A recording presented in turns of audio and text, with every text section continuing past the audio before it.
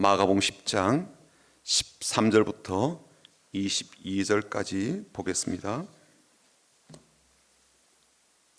마가복음 10장 13절부터 22절까지 보겠습니다. 같이 성경을 펴놓고 읽어보겠습니다. 함께 읽습니다. 사람들이 예수께서 만져주심을 바라고 어린 아이들을 데리고 오매 제자들이 꾸짖거늘 예수께서 보시고 노하시어 이르시되 어린 아이들이 내게 오는 것을 용납하고 금하지 말라. 하나님의 나라가 이런 자의 컷이니라. 내가 진실로 너에게 이르노니 누구든지 하나님의 나라를 어린 아이와 같이 받들지 않는 자는 결단코 그곳에 들어가지 못하리라 하시고 그 어린 아이들을 안고 그들 위에 안수하시고 축복하시니라. 예수께서 길에 나가실새 한 사람이 달려와서 꿇어 앉아 묻자오되 선한 선생님이여 내가 무엇을 하여야 영생을 얻으리까? 예수께서 이르시되 내가 어찌하여 나를 선하다 일컫느냐? 하나님 한 분 외에는 선한 이가 없느니라. 내가 계명을 안 하니 살인하지 말라, 간음하지 말라, 도둑질하지 말라, 거짓 증언하지 말라, 속여 빼앗지 말라, 내 부모를 공경하라 하였느니라. 그가 여짜오되 선생님이여 이것은 내가 어려서부터 다 지켰나이다. 예수께서 그를 보시고 사랑하사 이르시되 내게 아직도 한 가지 부족한 것이 있으니 가서 내게 있는 것을 다 팔아 가난한 자들에게 주라. 그리하면 하늘에서 보화가 내게 있으리라. 그리고 와서 나를 따르라 하시니 그 사람은 재물이 많은 고로 이 말씀으로 인하여 슬픈 기색을 띠고 근심하며 가니라. 아멘. 화요일까지 연휴입니다. 쉼의 시간을 원하는 분들에게는요 환호할 만한 그러한 시간이 되죠. 간만에 코에 봄바람 잔뜩 이렇게 불어넣을 수 있는 그런 좋은 날이기 때문입니다. 하지만 또 지옥 같은 시간을 보내는 분들도 계실 겁니다. 아이들과 놀아줘야 되는 부모님들은 극한 또 지구의 시간을 보내게 되겠죠. 그래도 감사한 날들이고요, 또 고맙게 느낄 날들입니다. 왜냐하면 우리에게 함께하는 가족들이 있으니까요. 오늘은 특별히 교회에서도 큰 가족을 만나는 그러한 예배의 시간이기도 하고 주일이기도 합니다. 감사함으로 우리 가족들끼리 한번 기쁨으로 서로를 바라보시면서 인사하고 축복할 텐데, 주님의 이름으로 축복합니다라고 한번 인사해 볼까요? 주님의 이름으로 축복합니다. 주님의 이름으로 축복합니다. 주님의 이름으로 축복합니다. 한 번 더 인사해 보겠습니다. 주님의 마음으로 사랑합니다. 주님의 마음으로 사랑합니다. 주님 마음으로 사랑합니다. 주님 마음으로 사랑합니다. 이번 한 주간도 5월에도 복된 날들이 펼쳐지기를 축복합니다. 교회에서는요 5월 첫 주를 어린이 주일로, 그리고 내일인 5월 5일은 모든 사람들이 어린이날로 그렇게 보내고 있습니다. 어린이날이건 아니면 어린이 주일이건 그 의미와 취지를 모르는 사람은 거의 없을 겁니다. 우리 아이들이 소중하고 귀한 존재들이니까 잘 키우자라는 목적에서 제정한 날들이니까요. 하지만 요즘은 우리 현실들을 돌아보게 되면 굳이 어린이날이 필요할까 싶습니다. 왜냐하면 365일이 어린이날이다, 그렇게 말을 하는 사람도 있을 정도이니까요. 아이들이 점점 줄어드는 그런 추세여서 더더욱 아이들이 참 귀하다라는 생각들을 다 갖고 있고요. 또 이미 부모님들과 그 조부모님들이 어린 생명을 중심으로 자신의 삶들을 잘 맞춰 가잖아요. 그러니까 아이들이 지금 중심이 되었습니다. 좀 과장되게 표현하자면 아이들이 거의 상전이 되다시피 하는 정도이지 않습니까? 그런 처지에 있으니까 5월 5일을 어린이날로 삼고 5월 첫 주일을 어린이 주일로 그렇게 제정하고 지키는 게 무슨 의미가 있나 싶을 정도로 요즘 아이들은 극진 대우를 받고 있다라고 생각이 됩니다. 물론 다른 시각도 있어요. 요즘 아이들이 불쌍하다라고 보는 시각입니다.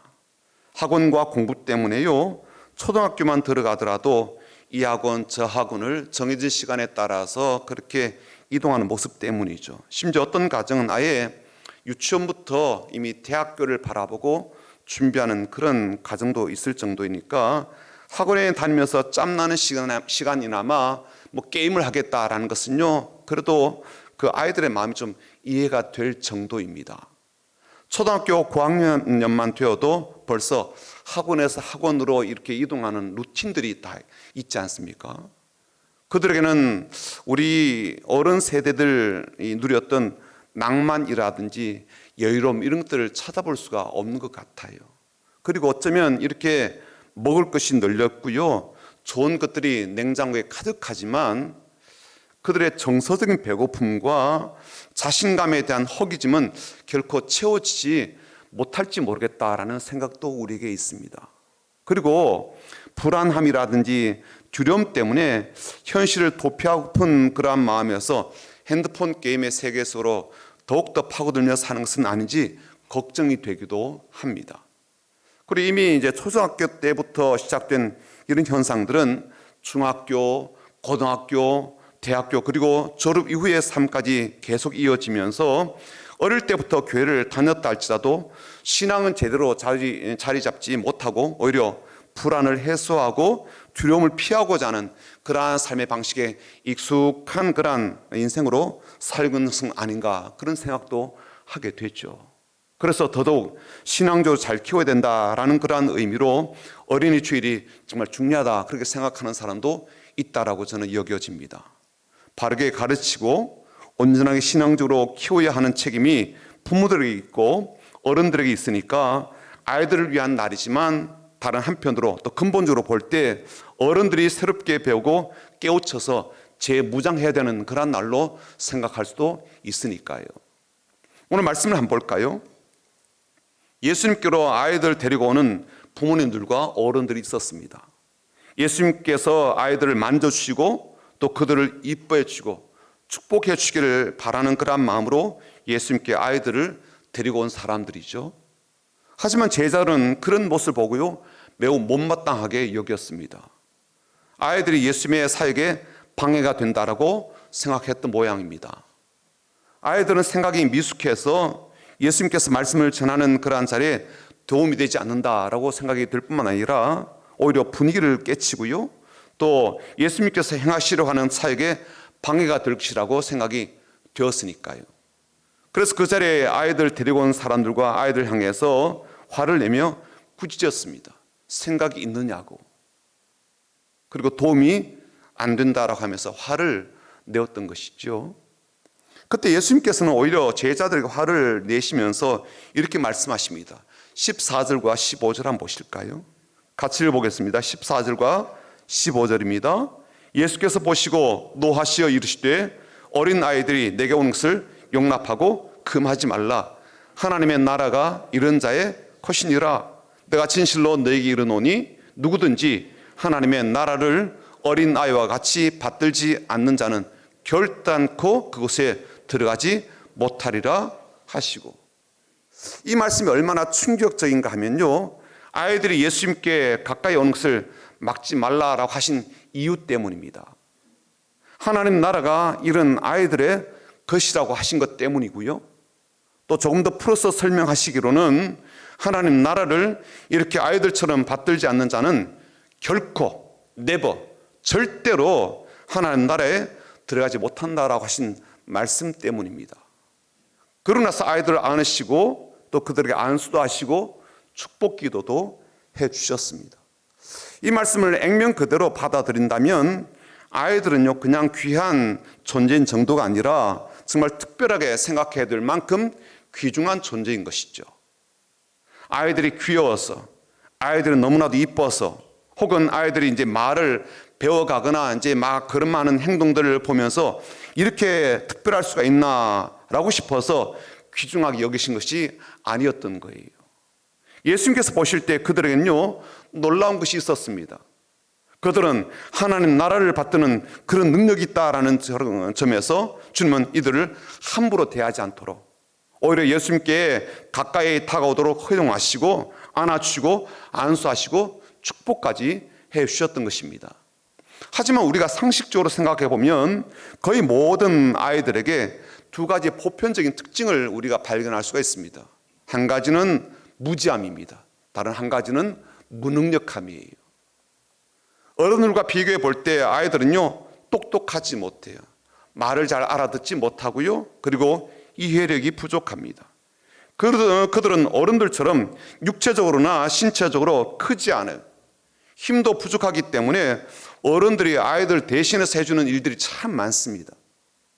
게다가 아이들은요, 여러 가지 능력 면에서도 어른들과 비교해 볼 때 참 많이 부족합니다. 인내력이 부족하죠. 집중력이 부족합니다. 계산력이나 혹은 상황 파악 능력도 매우 부족합니다. 그렇지만 어른들에 비해서 여러 가지 능력들이 현저하게 떨어지는 아이들을 존귀하게 여겨야 되는 한 가지 이유는 주님은 그들이 하나님 나라를 받드는 것 때문이다라고 설명을 해 주신 것이거든요. 자, 그렇다면 우리들은 주님께서 아이들 향하여 하신 이 말씀을 주목하고 바로 이해하고 또 바로 적용해야 아이들을 성령적으로 온전하게 양육할 수가 있겠죠. 그리고 그들에게 꼭 필요한 도움을 줄 수 있다라고 생각이 되어집니다. 더 나아가 우리들의 신앙적 삶에도 꼭 필요하고 그리고 우리에게 꼭 주어져야 될 영적인 선물을 받아야 또 누려야 하지 않겠습니까? 그렇다면 하나님 나라를 어린 아이같이 그렇게 받드는 것은 어떤 것일까요? 어떻게 해야 하나님 나라를 받드는 것이고 그래서 하나님 나라에 들어갈 수 있단 말입니까? 제자들은 사실 이 내용들을 잘 몰랐던 것 같습니다. 이러한 것이 우리에게 좀 충격이 되죠. 그들도 몰랐으니까 아이들에게 그리고 아이들을 데려왔던 부모들과 어른들에게 화를 낸 것 아니었겠습니까? 그리고 이런 영적 진리를 잘 모르고 아이들 대하는 제자들을 예수님께서 노하시고 꾸짖으셨다라는 그런 것을 볼 수가 있습니다. 예수님의 제자들도 몰랐던 하나님 나라의 비밀은 어떤 것일까요? 그리고 하나님 나라를 받드는 것은 어떤 의미일까요? 오늘 우리가 읽은 이 본문의 이 동일한 내용이요, 마태복음에도 나오고요, 누가복음에도 나옵니다. 그리고 이 이야기 바로 다음에 나온 내용이 뭐냐면 한 부자 청년이 예수님께 찾아와서 어떻게 하면 영생을 얻을 수 있습니까? 라는 그런 이야기가 이어서 나오게 되거든요. 성경 특별하게도 이 청년의 이야기를 마태복음에도 그리고 누가복음에도 기록해 두고 있고요. 순서도 똑같아요. 어린아이를 이렇게 영접하는 이야기가 나오고 나서 청년의 이야기가 나오는데 똑같이 마태복음에도 그런 형식으로 그리고 누가복음에도 그런 형식으로 배치가 되어 있단 말이에요. 무언가 의도적으로 이렇게 편집을 했구나라는 그런 느낌을 우리가 확실하게 알 수가 있습니다. 말하자면 어린 아이를 안수하시고 축복하시는 말씀에서 하나님 나라를 받드는 것 그리고 하나님 나라에 들어가는 것에 대해서 말씀하셨다면 이 부자 청년의 이야기에서는요 그 청년의 고민에 대해서 이야기해 주시는 것처럼 보이지만 그러나 실상은 같은 내용을 다루고 있다라고 볼 수 있다는 거예요. 부자 청년이 돌아가자 말자 주님께서 보이신 행동과 말씀이 어떤 것이냐면 23절 한번 보십시오. 오늘 읽었던 바로 본문 다음 구절인데요. 한번 보시죠. 뭐라고 되어 있는지. 예수께서 둘러보시고 제자들에게 이르시되 재물 있는 자는 하나님의 나라에 들어가기가 심히 어렵도다 하시니라고 되어 있습니다. 결국은 어린 아이들에 대한 말씀도 그리고 부자 청년에 대한 이야기도 동일하게 하나님 나라에 대한 이야기라는 것을 알 수가 있어요. 다만 어린 아이들은 하나님 나라를 받드는 자로 말씀을 하시지만 그래서 어린 아이처럼 그렇게 하나님 나라를 받드는 자는 그 하나님 나라에 들어갈 수 있다라고 하셨지만 반면에 능력 있는 이 부자 청년은요 그 나라에 들어가지 못하고 영생을 얻지 못하는 비극적인 그러한 이야기를 딱 대조해 두고 있거든요. 혹시 이런 반문을 하시는 분은 없으십니까? 목사님, 이 청년이 영생을 얻지 못하고 하나님 나라에 들어가지 못했다고 단정적으로 말한 성경 구절은 없지 않습니까? 그렇게 묻는 분도 계실 것 같아요. 맞아요. 성경은요 그에 대한 이야기를 22절의 마지막 구절로 이렇게 이야기하고 있거든요. 그 사람 재물이 많은 거로 이 말씀으로 인하여 슬픈 기색을 띠고 근심하며 가니라 라고 되어 있어서 정확한 결말은요 열린 채로 그렇게 두었거든요. 그런데 주님은 최소한 이렇게는 말씀을 하셨던 거예요. 23절에 보시는 것처럼 예수께서 둘러보시고 제자들에게 이르시되 재물이 있는 자는 하나님 나라에 들어가기가 심히 어렵도다 하시니라고 말씀하셨단 말이에요. 이 말씀은요, 부자 청년이 가고 난 뒤에 하신 말씀이어서 부자 청년에 대한 부정적 기류가 참 강하다라는 것을 우리가 쉽게 느낄 수가 있습니다. 그리고 부자 청년 이야기는요, 우리가 충격을 받을 만한 이야기가 더 많이 담겨져 있습니다. 그것은 이미 우리가 어린 나이에 대해서 이야기하면서 두 가지, 무지함과 무능력을 안고 있는 존재라고 했는데, 반대로 이 청년은요, 이 두 가지 면에 있어서 탁월함을 자랑할 만한 능력 있는 그러한 사람이었거든요. 우선 이 사람은요, 재물이 많은 사람이었습니다. 재물이 많다는 것은요, 돈이 많았다, 그런 이야기를 넘어서서 돈을 많이 벌 만한 능력을 가진 사람이라고 볼 수 있는 거죠. 물론 돈 많은 부모님을 만나서 돈을 넘치게 갖고 있는 금수저다라고 그렇게 생각할 수도 있겠지만 그렇지가 않을 수도 있단 말이죠. 왜냐하면 누가복음은 이 사람을 가리켜서 관리, 그리고 공무원 혹은 통치자 이렇게 표현하고 있단 말이죠. 최소한 어떤 지역에서 관리로 혹은 통치자로 일을 하려면요, 돈만 가지고 있어서는 안 된단 말이죠. 통치력도 있어야 되고 분별력도 있어야 되고요, 지식도 있어야 되니까요. 게다가 이 사람은 어릴 때부터 율법을 잘 알고 잘 지키고 있을 정도로 종교적으로 매우 착실하고 신실한 사람이었습니다. 율법의 조항을 알고 있고요, 그 조항들에 있어서 조금도 어기는 일이 없을 정도로 그렇게 자라왔다면, 그리고 그런 삶을 선한 선생님이라고 하는 예수님 앞에서 그렇게 자랑스럽게 이야기할 정도라면, 이 청년이 집에서 어떤 교육을 받고 자라왔는지, 어떻게 여기까지 이르게 되었는지 우리가 어느 정도 인정할 수는 있지 않겠습니까? 그리고 그런 청년이 뭔가 부족하다고 예수님께 와서 묻는 질문이, 선한 선생님이요, 내가 무엇을 하여야 영생을 얻으리까? 라고 묻는단 말이죠. 아무것도 부족함을 느끼지 못하는 이 청년이 예수님께 와서 무엇을 하여야 영생을 얻을 수 있겠냐고 질문하는 것 자체가 우리에게는요, 신선한 충격이 됩니다. 그 어릴 때부터 하나님의 율법과 말씀을 잘 배웠고 심지어 그 말씀대로 살았던 그 삶의 과정이 특별하다 못해 참 귀하다 여겨질 정도이니까요. 그리고 예수님도 그런 청년을 향한 그 마음이 사랑으로 가득하셔서 그에게 꼭 필요한 진리, 꼭 필요한 가르침을 들려주십니다. 21절이 그가 물었던 질문에 대한 대답이거든요. 한번 보시죠. 21절입니다. 같이 읽어보겠습니다. 예수께서 그를 보시고 사랑하사 이르시되 내게 아직도 한 가지 부족한 것이 있으니 가서 내게 있는 것을 다 팔아 가난한 자들에게 주라. 그리하면 하늘에서 보화가 내게 있으리라. 그리고 와서 나를 따르라 하시니. 너에게 한 가지 부족한 것이 있는데 그것은 가지고 있는 재산을 다 팔아서 가난한 사람들에게 나눠주라라고 하신 거예요. 그렇게 하면 하늘에서도 너를 위한 보화가 있을 것이다 라고 그렇게 말씀을 해 주신 것이었거든요. 그런데 이 사람은요, 예수님의 그 말씀을 듣고 매우 근심하게 됩니다. 심지어 매우 슬퍼했다라고 합니다. 돈 때문이에요. 많은 재산 때문입니다. 재산을 다 팔라고 하시고 가난한 사람들에게 주라고 하시니까 그것이 그에게 근심이 되었던 것입니다.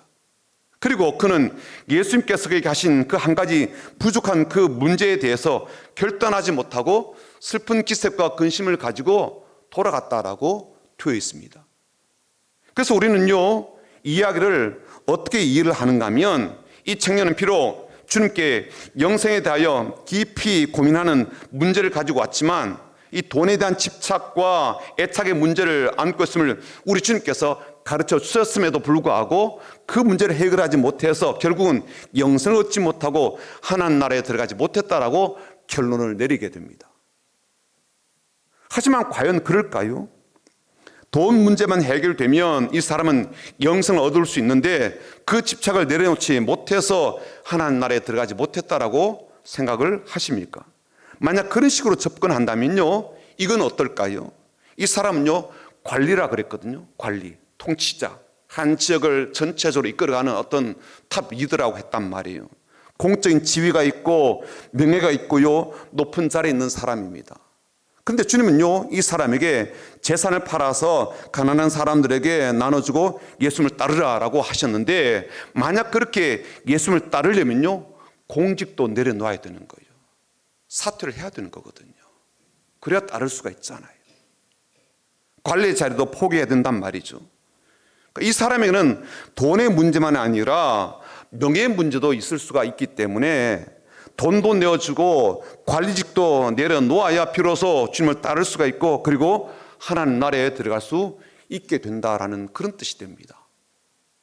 말하자면 이 이야기는 단순히 우리가 이해하고 해석하는 그런 식으로 하면 예수님께서 이 청년에게 하신 말씀의 본질을 잃어버리게 돼요. 예수님이 이 청년에게 하신 말씀이 너가 있는 것, 갖고 있는 것을 다 팔아서 가난한 사람들에게 주라라고 하셨기 때문에 돈을 내려놓고 돈에 대한 욕심을 버리면 영생을 얻고 심지어 하늘에서 놀라운 보화도 얻게 된다라고 그렇게 하신 말씀일까요? 만약 그런 논리라면요, 예수는 세리장이면서 부자였던 삭개오를 만난 자리에서 이 부자 청년에게 하신 그 말씀을 똑같이 하셨어야 되었을 겁니다.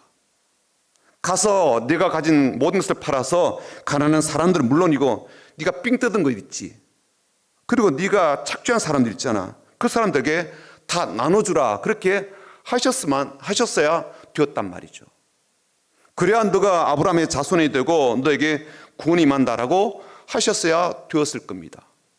하지만 예수님요, 삭개오의 이름을 부르시고 심지어 그의 집에도 의도적으로 가셨지만 그에게 단 한 번도 재산을 팔라라고 하신 말씀을 꺼낸 적이 없다고요. 그리고 삭개오도 자신의 재산을 다 팔고 싹 정리하겠다라는 말을 한 것도 아니었어요.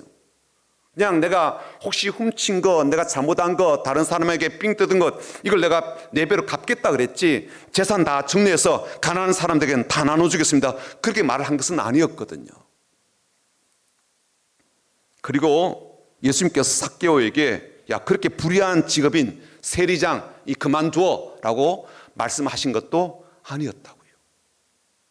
그런데도 예수님요, 삭개오에게는 매우 관대하게 그를 축복하셨고요, 이 부자 청년에게는 매우 어려운 과제를 주시고 까다로운 기준을 제시한 것처럼 보인단 말이죠. 하지만 우리는 주님께서 보이신 중요한 뜻을 다시 깨달을 수 있어야 됩니다. 영생이든 구원이든 하나님 나라이든 들어가거나 얻고자 하려면 한 가지 조건뿐이에요. 그건 뭐냐면 내가 받는 거예요. 받는 거. 값을 지불하고 얻는 게 아니다, 그런 뜻입니다. 뭔가를 열심히 해서 그것을 내어주는 조건으로 구원과 영생을 받는 게 아닌 거죠. 부자 청년의 문제는 무엇입니까? 주님께 와서 묻는 질문에서 어느 순간 문제를 우리가 알 수가 있습니다. 선한 선생님이여, 내가 무엇을 하여야 영생을 얻으리까? 그렇게 질문하잖아요. 영생이라고 하는 것은 무언가 영생을 얻을 만한 것을 내가 열심히 해서 얻는 것이라고 생각을 하니까 그렇게 질문을 한 거예요. 지금까지 이렇게 많이 했는데 이것도 부족한 것 같은데 뭘 더 하면은 내가 영생을 얻을 수 있겠습니까? 라고 그렇게 질문한 것이었잖아요. 영생 얻으려고요, 지금까지 열심히 계명을 지켰다고요. 어려서부터 그것을 지키려고 무던히도 애를 썼습니다. 근데 이제 청년이 되고 나니까 내가 그동안 해왔던 이 모든 종교적 행위로 영생을 얻을 수 있을 것 같지 않다는 느낌이 강하게 든 거예요. 그래서 뭔가 더 해서 영생 얻도록 그렇게 합당하도록 100% 완성을 해야 될 텐데 뭘 더 추구를 하면 좋겠는가라고 그렇게 질문을 한 것이었단 말이죠. 하지만 예수님은요, 그에게 뭐라고 말씀하십니까? 모든 재산을 다 팔아서 가난한 사람들에게 주라, 그렇게 말씀하셨습니다. 이 말씀은요, 이것만 더 하면 영생을 얻을 수 있다라는 그러한 뜻이 아니었어요. 이게 바로 우리가 곡해하는 그런 지점이거든요. 재물이 많아가지고 영생을 얻을 수가 없으니까 재물을 정리해라, 네가 돈이 많아서 영생을 받을 수가 없으니까 돈을 다 정리해라, 그런 뜻이 아니었단 말이에요. 영생은 그렇게 네가 노력하고 네가 애쓰고 네가 헌신해서 얻는 것이 아님을 그에게 실제로 가르쳐 주신 것이었어요. 영생은 돈으로 얻는 것도 아니지만 돈을 버린다고 그것을 조건으로 받는 게 아니었던 거예요. 영생과 구원과 하나님 나라는요, 어린 아이와 같이 받드는 자가 들어간다는 거예요. 세상에서 무지하고 무능력한 아이들에게 공통된 특징이 있습니다. 그건 뭐냐면요, 자기를 도와주는 사람에게 전폭적으로 의지한다는 거예요. 아이들은 세상 그 어떤 것보다도요, 자기를 돌보고 사랑하고 아끼고 보호해주는 엄마밖에 없죠. 다른 게 다 있어도요, 엄마가 없으면 불안해합니다. 세상을 다 잃어버린 것처럼 그렇게 막 울고 난리를 하지 않습니까? 엄마만 있으면 대신 잘 놉니다. 평안해요. 행복해요. 엄마에게 껌딱지지 않아요. 그렇죠? 다은이가 엄마한테 껌딱지 안 해요? 지금도 그렇죠? 못 떨어집니다. 불안해가지고. 엄마가 전부예요. 엄마만 있으면 돼요. 아이들은요, 조건을 내걸고 엄마랑 흥정하지는 않습니다. 엄마가 그들에게 전부기 때문에 뭘 주고받고 이렇게 흥정하지 않는단 말이죠. 부자 청년에게 예수님께서 재산을 다 팔라고 하신 것은요, 재산을 다 파는 조건으로 그에게 영생이 주어진다, 그런 뜻이 아니었던 겁니다. 영생이 그에게 전부가 되어야 되고 하나님 나라를 그렇게 받아들여야 되고 구원을 그렇게 받는 것인데, 자꾸 자기가 무언가를 해가지고 얻는 것으로 계산을 하고 있으니까 그렇게 말씀하신 것이었거든요. 그에게는요, 영생이 전부가 아니었던 거예요. 헌금을 많이 해야 구원을 받는 것도 아니고요, 교회 봉사를 많이 해야 하나님 나라에 들어가는 것도 아니에요. 주신 직분과 소명에 충성을 다해야 구원을 얻는 것도 아닙니다. 어린 나이와 같이 받아들이는 자가 하나님 나라에 들어가고 영생을 얻고 구원을 받는다는 거예요. 근데 여러분, 이것보다 쉬운 게 어디 있어요? 그렇죠? 이것보다 복된 소식이 어디 있습니까? 영생을 받아들이면 되니까, 구원을 받아들이면 되니까, 하나님 나라를 받아들이면 되니까 이것보다 쉬운 게 없어요. 그렇죠? 받아들이면 되잖아요. 아이들은요, 아무것도 하는 게 없이요, 그냥 엄마가 혹은 부모님이 해주는 거 그냥 그대로 수동적으로 받기만 하잖아요. 그런 식으로 받아들이면 구원과 영생과 하나님 나라가 그들에게 주어지고 거기에 들어가는데 아무런 문제가 없는데, 뭐가 그렇게 어렵고 뭐가 그렇게 힘든 일이겠습니까? 하지만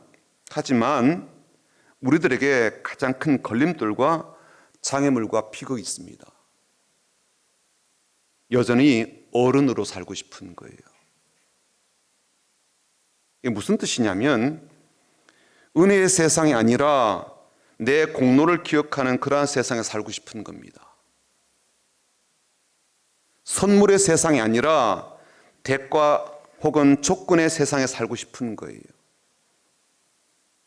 하나님의 선하심에 대한 진지한 반응보다는요, 내 선함과 내 의로움에 대한 마음이 더 강하고 집착이 더 센 세상에 좀 살고 싶어 한다는 거예요.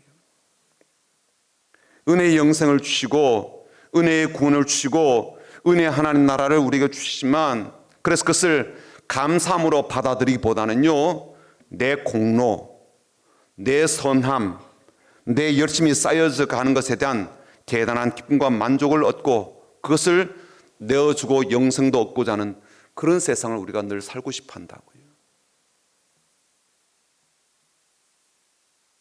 그래서 우리에게는 항상 뭐가 있습니까? 돈에 대한 근심이 있는 거예요. 힘에 대한 근심이 있고요, 내일에 대한 근심이 있고요, 영생에 대한 근심이 있고요, 나의 선행에 대한 근심에 사로잡혀 살아갑니다. 그리고 그걸 안 알아주면요, 난립니다. 그렇죠? 안 알아주면, 내가 드린 헌금에 대해서 안 알아주면 난리입니다. 내가 교회를 위해 수고했건 누군가에게 나눠주는 삶을 살아가는 이 분에서 안 알아주면요, 난리가 그런 난리도 없어요. 그렇죠? 무시당했다고 생각해서. 아이에게 엄마가 전부이듯이 예수님이 전부이면 되는데, 우린요, 아이처럼 세상을 사는 게 아니라 어른으로 세상을 살고 있기 때문에 조건이라든지 노력이라든지 공로라든지 자기의 의로움과 헌신, 희생을 대가로 지불하고 영생을 얻고자 하는 그러한 세상을 자꾸만 살아간다고요. 그게 너무 익숙해요. 그래서 그토록 집착하는 것에 대해서 깊은 근심과 슬픔 가운데 살아가는 겁니다. 집착하는 게 있으니까. 내가 중요하다라는 것을 내어주고 더 중요한 것을 얻겠다라는 그런 마음으로 살아가니까요. 사랑하는 성도 여러분, 아이들에게 잘해주는 것이 어떤 것이라고 생각합니까? 오히려 아이들의 삶의 방식에서 우리가 진짜 배워야 할 것이 있음을 깨닫지 않습니까? 그래서 정말로 아이들을 잘 키운다는 것은 그들이 우리들과 같은 어른이 되는 게 아니라 실은 아이들이 엄마를 전부로 알고 엄마를 의지하는 것처럼 어른이 되어서도 그렇게 하나님 받아들이고 구원을 받아들이고 영생을 받아들이는 것을 잊지 않도록 가르치는 것 아니겠습니까?